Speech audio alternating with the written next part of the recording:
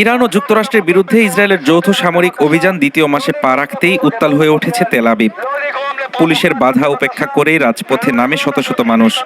তবে এই জমায়েতকে অননুমোদিত দাবি করে কঠোর অবস্থানে প্রশাসন।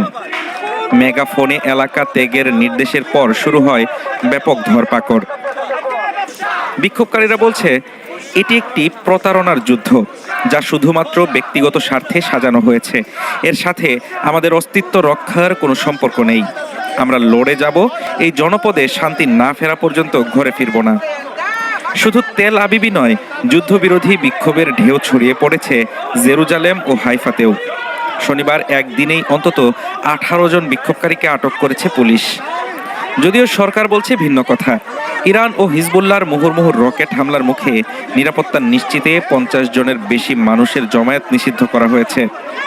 28 ফেব্রুয়ারি শুরু হওয়া এই অভিযানের জেরে খামেনির মৃত্যু এবং মুজতবা খামেনির ক্ষমতা গ্রহণ পুরো মধ্যপ্রাচ্যকে ঠেলে দিয়েছে এক অনিশ্চিত আগ্নেয়গিরির মুখে। পরিস্থিতি এখন এমন পর্যায়ে যে বন্ধ হয়ে গেছে হরমুজ প্রণালীর মতো গুরুত্বপূর্ণ নৌপথ, যা বিশ্ব অর্থনীতিকেও অশনি সংকেত দিচ্ছে। Desk report, Dhaka today.